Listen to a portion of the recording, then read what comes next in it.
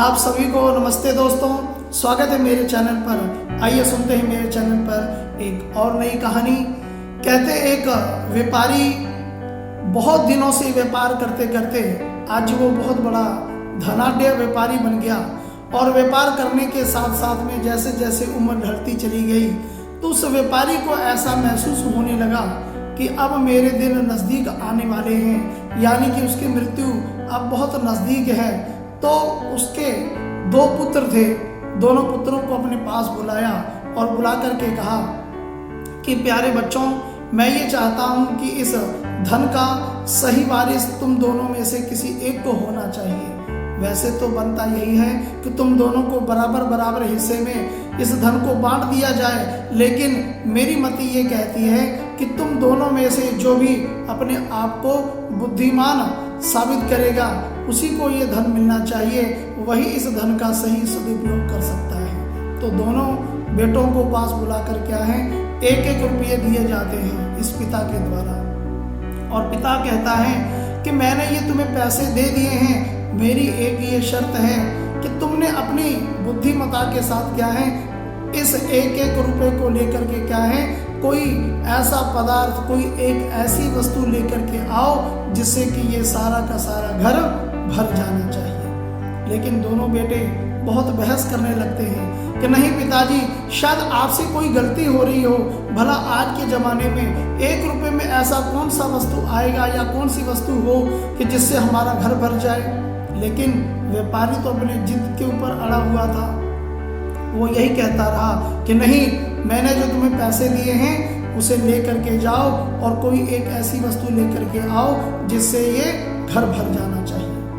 तो दोनों बेटे उस एक रुपये को लेकर के जाते हैं। तो एक बेटा बाजार की तरफ दौड़ करके जाता है और वहाँ क्या देखता है, एक चौराहे पर एक गांव की तरफ से उस सड़क पर एक बैलगाड़ी आती हुई नजर आती है और उस बैलगाड़ी के ऊपर क्या है, घास का ढेर लगा हुआ है।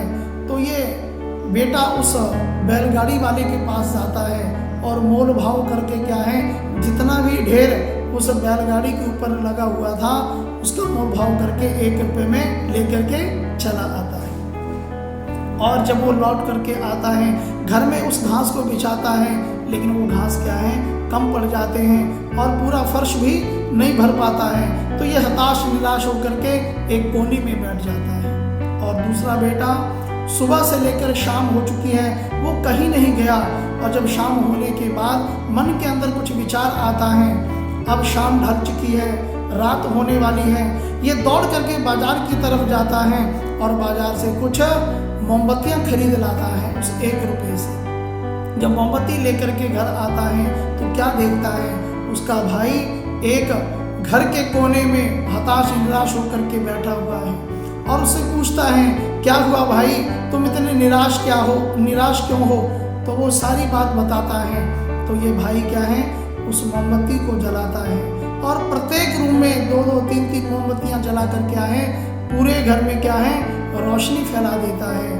और रोशनी फैलते देख करके उसका पिता बड़ा प्रसन्न होता है और इस बेटे को शाबाशी देने के साथ कहता है, असल में क्या है, मेरे इस धन के असल वारिस तुम ही हो और तुम ही मेरे वारिस बनोगे। क्यों? क्योंकि तुमने अपनी बुद्धिमत्ता से क्या है, इस रोशनी को फैला करके तुमने अंधकार को दूर करके क्या है, रोशनी से इस घर को भर दिया है, इस प्रकाश को इस घर में भर दिया है। तो प्यारे मित्रों, प्यारे दोस्तों, ये कहानी केवल और केवल उस व्यापारी और उनके बेटों के लिए ही नहीं बल्कि हम सब के लिए भी है कि हम अपने जीवन के अंदर अगर कोई परेशानी हो और कोई अगर विपत्ति आ भी जाए तो हम उस समस्या का समाधान ढूंढने के लिए विचार करें, उस समस्याओं को बढ़ाने का प्रयास ना करें। इसलिए हम अपनी परेशानियों का, समस्याओं का हल ढूंढने का अगर प्रयास करेंगे और अपनी बुद्धि का सही इस्तेमाल करेंगे, निश्चित रूप से क्या है, उस समस्या का हल निकलेगा। इसलिए इन विचारों के साथ हम अपनी समस्याओं को घटाने का प्रयास करें, समाप्त करने का प्रयास करें और अपने जीवन को सफल बनाने का प्रयास करें। मिलते हैं किसी और नई कहानी के साथ। आप सबका बहुत बहुत धन्यवाद।